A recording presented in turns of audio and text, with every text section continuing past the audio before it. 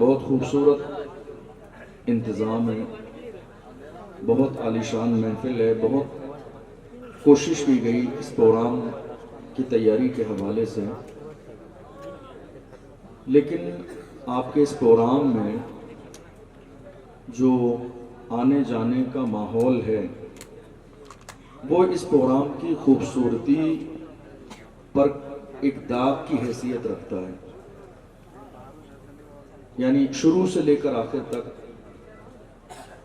جو ہے یہ جو گیلری بنائی جاتی ہے، راستہ، یہ تمام لوگوں کے آنے جانے کے لیے نہیں ہوتا ہے. یہ صرف چھوٹی سی جگہ اس لیے چھوڑی جاتی ہے کہ جو ہمارے علماء اکرام ہیں، جو بزرگان دین ہیں، وہ آ جائیں اور بس بات مکمل ہو گئی. ہر شخص بیٹھنے والا وہ یہ سمجھ لے کہ یہ راستہ ہمارے چائے اور ناشتے کے لیے بنایا گیا کہ جب ہمارا دل چاہے تو چلے جائیں، جب آ جائیں. تو پھر سمجھ لیجئے کہ پھر جلسے کا مقصد نہیں، جلسہ بے مقصد ہے آپ کا.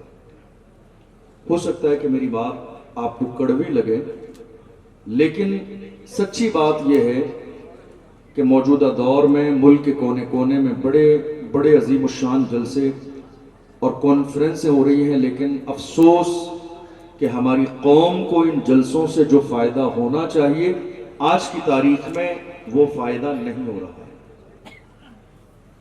ہر شخص کا اپنا ایک مزاج ہے، کسی کو کوئی بات اچھی لگتی ہے، کسی کو کوئی بات اچھی لگتی ہے، لیکن یاد رکھیے دنیا میں ایک انسان جو یعنی اگر 1000 روپے کا فروٹس کا ٹھیلا لگانے والا شخص ہے، شام کو اپنے گھر واپس آنے کے بعد وہ اس بات کا حساب لگاتا ہے کہ میں نے صبح سے شام تک جو محنت کی تو مجھے کتنا فائدہ ہوا، کتنا نقصان ہوا. لگاتا ہے یا نہیں لگاتا ہے؟ میری بات آپ تک پہنچ رہی ہے؟ جتنا جوش آپ میں ہونا چاہیے اتنا نظر نہیں آ رہا. سیف رضا کانپوری صاحب نے بھی خوبصورت انداز میں کلام پیش کیا، لیکن بس سامنے بیٹھنے والے چند لوگ داد دیتے رہے، پیچھے والے لوگ بالکل خاموش رہے. کسی کی توجہ اپنے موبائل میں ہے، کسی کی توجہ آنے جانے پر ہے.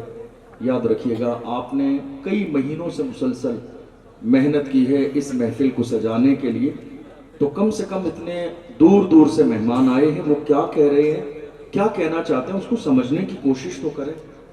خالی آنے جانے میں اور دنیا کی باتوں میں آپ ٹائم ضائع کر دیں گے، مجھے لگتا ہے یہ کوئی سمجھداری والی بات نہیں ہے. ایک سمجھدار انسان جب کوئی چھوٹے سے چھوٹا کاروبار اور بزنس کرتا ہے، 1000 روپے کا فروٹس کا ٹھیلا بھی لگاتا ہے، تو شام کو وہ حساب لگاتا ہے میں نے کیا کھویا، کیا پایا، کتنا نقصان ہوا، کتنا فائدہ ہوا. مجھے بتائیے لاکھوں روپے جلسے میں خرچ کرنے کے بعد کبھی ہماری قوم کے لوگ حساب لگانے کے لیے بیٹھتے ہیں کہ ہمارے جلسے سے فائدہ کتنا ہوا؟ 100 روپے خرچ کرنے کے بعد انسان شام کو حساب لگاتا ہے کہ فائدہ ہوا یا نقصان ہوا. لیکن لاکھوں روپے جلسے پر خرچ کرنے کے بعد میری قوم کا کوئی شخص سنجیدہ نہیں ہے اس حوالے سے کہ ہمارے جلسوں سے فائدہ ہوتا ہے یا نقصان ہوتا ہے. یہ ذمہ داری ہر شخص کی ہے. ملک کے حالات اتنے خراب ہو جانے کے باوجود بھی المیہ ہے اس قوم کا جو آج تک سنجیدہ ہونے کے لیے تیار نہیں. اور کون سا وقت آئے گا ہمارے اور آپ کے سنجیدہ ہونے کے لیے؟ اب کس وقت کا انتظار ہے میری قوم کو، اور کن حالات کا انتظار ہے کلمہ پڑھنے والے مسلمانوں کو؟ اب کون سا دور آئے گا؟ آج عالم یہ ہے کہ قیامتیں ہمارے دروازے پہ دستک دے رہی ہیں، مگر افسوس کہ میری قوم کے لوگ میٹھی نیند سوئے ہیں تو آج تک جاگنے کے لیے تیار نہیں ہے. کسی سمجھدار انسان نے کہا تھا نہ سمجھو گے تو مٹ جاؤ گے اے ہندی مسلمانوں، تمہاری داستان تک بھی نہ ہوگی داستانوں میں. آج وہی حالات ملک کے کونے کونے پر بنے ہوئے ہیں. دیکھ نہیں رہے ہو آپ آج کون سی ایسی چیز ہے جو محفوظ ہے؟ نہ ہماری مسجدیں محفوظ ہیں، نہ ہمارے مدرسے محفوظ ہیں، نہ ہماری خانقاہیں محفوظ ہیں، نہ ہمارے علماء محفوظ ہیں، نہ ہمارے جوان محفوظ ہیں، نہ ہماری بیٹیوں کی عزت اور آبرو محفوظ ہے. کوئی چیز محفوظ نہیں ہے، مگر اس کے باوجود میری قوم کے غیرت مند جوان میٹھی نیند سو رہے ہیں، کوئی نہ جاگنے کے لیے تیار ہے نہ کوئی بولنے کے لیے تیار ہے۔ دنیا یہی چاہتی ہے کہ کلمہ پڑھنے والے خاموش ہو جائیں، دنیا یہی چاہتی ہے کلمہ پڑھنے والوں کی زبانیں بند ہو جائیں، دنیا یہی چاہتی ہے کہ کلمہ پڑھنے والوں کی زبان سے ایک جملہ نہ نکلے، دنیا یہی چاہتی ہے کہ کلمہ پڑھنے والے گونگے اور بہرے ہو جائیں، مگر یہ ذمہ داری کلمہ پڑھنے والے مسلمانوں کی ہے۔ موجودہ دور اس بات کا تقاضا کر رہا ہے، اے کلمہ پڑھنے والوں آؤ میدان میں اور پوری دنیا کو کہو اور بتاؤ دنیا کو میری خاموشیوں سے تم کبھی دھوکہ نہ کھا جانا۔ محبت کی فضا میں بولنا ہم کو بھی آتا ہے، عزیزوں ہو چکے مایوس ہم دیوار زندہ سے، قفس کی تیلیوں کو توڑنا ہم کو بھی آتا ہے۔ یہ ذمہ داری ہے موجودہ دور میں مسلمانوں کی۔ مسلمان آج کی تاریخ میں بہت میٹھی نیند سوئے ہوئے ہیں۔ مجھے نہیں معلوم کہ آپ کے سننے کا انداز کیا ہے، یا آپ فضیلتیں اور کرامتیں سننے کے انتظار میں مجھ سے بیٹھے۔ یقین جانیے مجھے کوئی بھی کرامت یاد نہیں، مجھے کوئی کرامت یاد نہیں۔ آپ کہیں گے کرامت سنا دیجئے، ایک بھی کرامت یاد نہیں، اس لیے کہ معجزے کا انتظار مت کیجئے، میدان میں آنے کی تیاری کیجئے۔ معجزے کا انتظار مت کیجئے، کوئی نہیں آئے گا۔ صلاح الدین ایوبی بن کر موجودہ دور کا صلاح الدین ایوبی میرے جوان کو بننا ہے، موجودہ دور کا ٹیپو سلطان میری قوم کے جوانوں کو بننا ہے، موجودہ دور کا محمد بن قاسم میری قوم کے جوانوں کو بننا ہے، موجودہ دور کا خادم حسین رضوی میری قوم کے جوانوں کو بننا ہے۔ آج ہم انتظار میں ہیں معجزے کے، کوئی معجزہ ہو جائے۔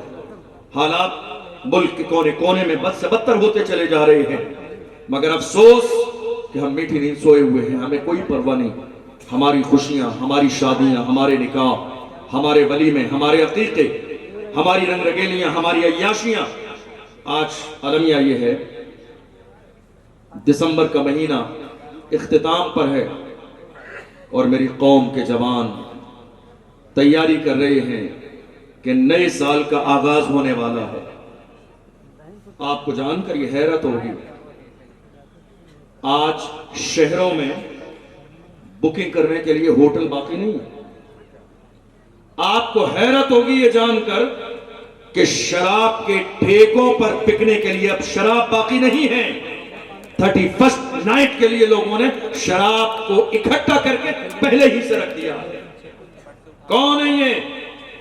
میری قوم کے جوان۔ اب آپ یہ سوچیں گے کہ یہ بات آپ کو نہیں کہنا چاہیے، نہیں، اب یہ وقت لحاظ کا نہیں، اب آئینہ دکھانے کا وقت ہے۔ لحاظ کا وقت نہیں ہے، یہ آئینہ دکھانے کا وقت ہے۔ ایک عالم کی ذمہ داری یہی ہے، ایک عالم کی پہچان یہی ہے، میں آئینہ ہوں، دکھاؤں گا داغ چہرے کے جسے خراب لگے سامنے سے ہٹ جائے۔ آج لحاظ کا دور ہے، ہم اپنی نگاہوں کے سامنے سے غلطی ہوتے دیکھ رہے ہیں، مگر افسوس کہ کوئی بولنے کے لیے راضی نہیں ہے۔ ہمارے یہاں انصاف کا پیمانہ یہ ہو گیا، سارے مسائل غریبوں کے لیے ہیں، فتوے غریبوں کے لیے ہیں، احکام غریبوں کے لیے ہیں، بڑوں کے لیے، چاہے وہ شریعت کی اعلان مخالفت کرتے رہیں، کوئی ایک جملہ بولنے کے لیے راضی نہیں ہے۔ یاد رکھیے گا، کسی بھی دور میں اسلام کا پیمانہ یہ نہیں تھا کہ اسلام کا حکم غریب کے لیے اور ہو، امیر کے لیے اور ہو۔ اسلام کا مزاج یہ ہے، ایک ہی سب میں کھڑے ہو گئے محمود و ایاز، نہ کوئی بندہ رہا اور نہ کوئی بندہ رہا۔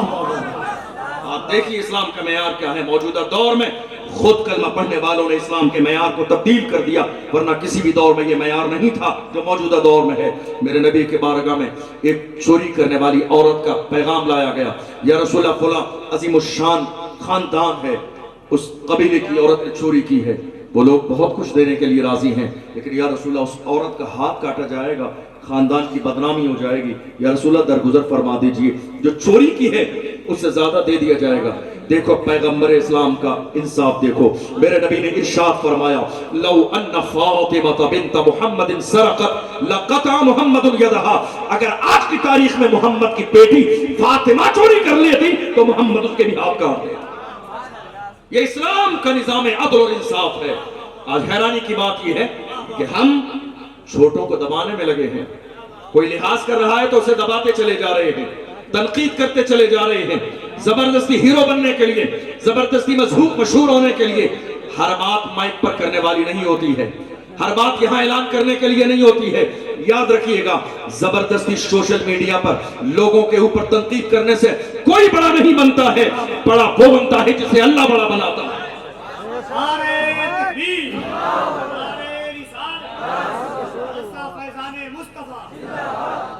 لحاظ بہت بڑی چیز ہوتی ہے. اگر کوئی میرا لحاظ کرتا ہے تو میری ذمہ داری بھی یہ ہے کہ مجھے اس کا لحاظ کرنا چاہیے.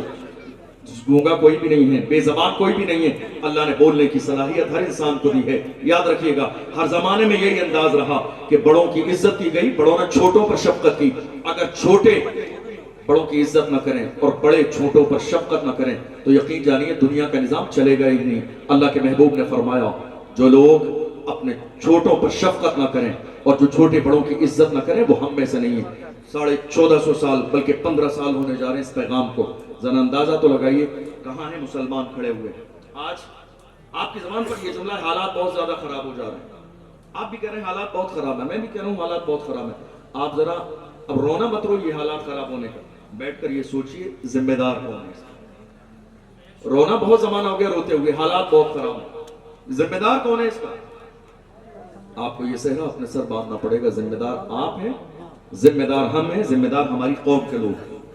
اس لیے کہ میری قوم کو جب بولنا چاہیے تو قوم خاموش رہتی ہے, اور جب خاموش رہنا چاہیے تو میری قوم بولتی ہے.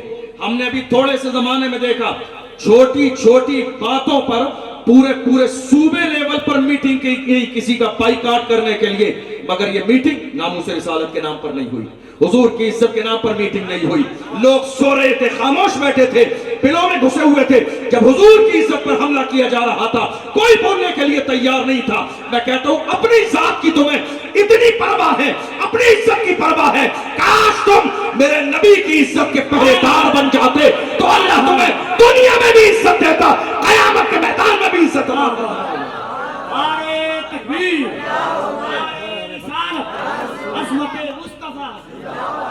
ہماری کیا عزت ہے, ہماری کیا حیثیت ہے. دل کشادہ کیجئے, دل بڑا کیجئے. چھوٹی چھوٹی باتوں پر اپنوں کے بائیکاٹ کا مزاج مت بنائیے. یاد رکھیے گا یہ جو لڑائی آج کے زمانے میں میری قوم کے لوگوں نے شروع کر دی ہے ہرگز نہیں. افسوسناک صورتحال ہے. ہمارے یہاں لڑائی تو اس بات پر بھی ہو رہی ہے جلسے کے پوسٹر میں میرا نام چھوٹا آ گیا, اس کا نام بڑا آ گیا. چھوٹا نام اس کا نام ہے, اس کا نام بڑا ہے. اس کا نام بڑا آ گیا تو میں جلسے میں شرکت نہیں کروں گا. یاد رکھیے گا پوسٹر میں نام بڑا ہو جانے سے شخصیت کبھی بڑی نہیں ہوتی ہے. پوسٹر میں نام بڑا ہو جانے سے شخصیت بڑی نہیں ہوتی ہے. میرے نبی نے ارشاد فرمایا من تواضع للہ رفعہ اللہ, جو اللہ کے لیے جھک جاتا ہے اللہ اسے درج و بلندی عطا فرماتا ہے. آج ذمہ داری ہے علماء کی.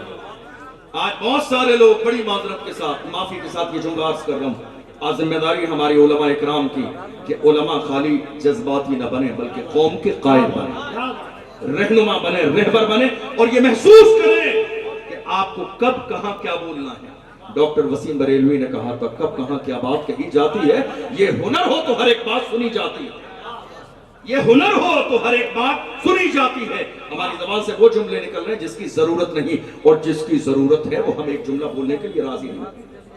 معلوم ہے آپ کو آج حالات ہماری نگاہوں کے سامنے, جو ضرورت کی بات ہے. ڈاکٹر اقبال نے جانتے ہو کیا کہا؟ ڈاکٹر اقبال نے کہا, ایک خوبصورت بات یہ ہے کہ ڈاکٹر اقبال ایک ایسے انقلابی شاعر کو کہتے ہیں جس نے موجودہ دور میں اور بلکہ ہر دور کے لیے مردہ قوموں کو زندہ کرنے کا ہنر دیا. ڈاکٹر اقبال نے جب علماء کی بات آئی تو ہاتھ جوڑ کے کہا اے گروہ علماء, تم کیا سمجھتے ہو 2 رکعت نماز پڑھا لینا یہ امامت ہے؟ نہیں, امامت اس کا نام نہیں ہے. ڈاکٹر اقبال نے کہا تو نے پوچھی ہے امامت کی حقیقت مجھ سے, حق تجھے میری طرح صاحب اسرار کرے, ہے وہی تیرے زمانے کا امام برحق جو تجھے حاضر و موجود سے بیزار کرے. دیکھ احساس زیاں تیرا لہو گرما دے, فقر کی شان چڑھا کے تجھے تلوار کرے. فتنہ ملت بیضا ہے امامت اس کی جو مسلمان کو سلاطین کا پرستار کرے. اس کی امامت تو فتنہ ہے جو اپنے قوم کو غیروں کا غلام بنا دے. امامت اسی کی امامت ہے جو قوم کے اندر یہ مزاج پیدا کرے. کیا مزاج؟ جو مزاج ہمیں بریلی شریف سے حضور تاج الشریعہ نے دیا، وہ کون سا مزاج ہے؟ میرے تاج الشریعہ نے فرمایا زندگی یہ نہیں ہے کسی کے لیے، زندگی ہے نبی کی، نبی کے لیے، نہ سمجھ مرتے ہیں زندگی کے لیے، جینا مرنا ہے سب کچھ نبی کے لیے۔ میری قوم جہاں بولنا چاہیے وہاں بول نہیں رہی ہے، اور جہاں خاموش رہنا چاہیے۔ حیرانی کی بات یہ ہے، یہ جو حالات چل رہے ہیں ذمہ دار کون ہے آپ کا؟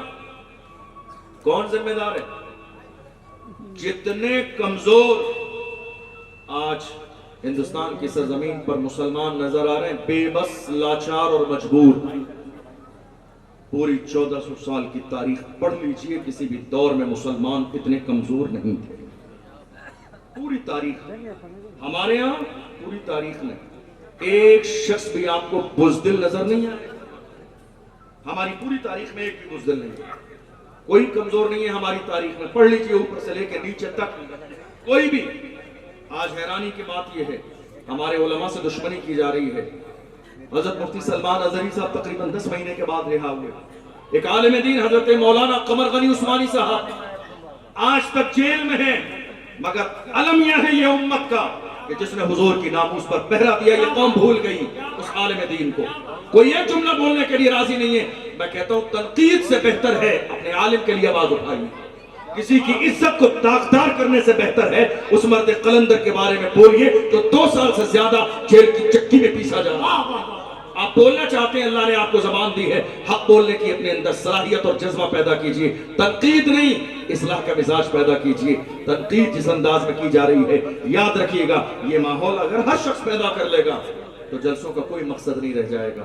اصلاح کیجئے اپنوں کی بھی اور غیروں کی بھی، خالی دوسروں کی اصلاح کا مزاج نہیں بنائیے، خود بھی اصلاح قبول کرنے کا